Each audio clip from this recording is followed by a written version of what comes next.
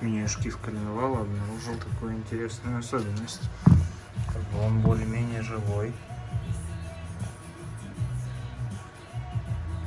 Начались только трещины. Решил поменять. Сейчас переворачивал, вот так уронил. Но он такого нет.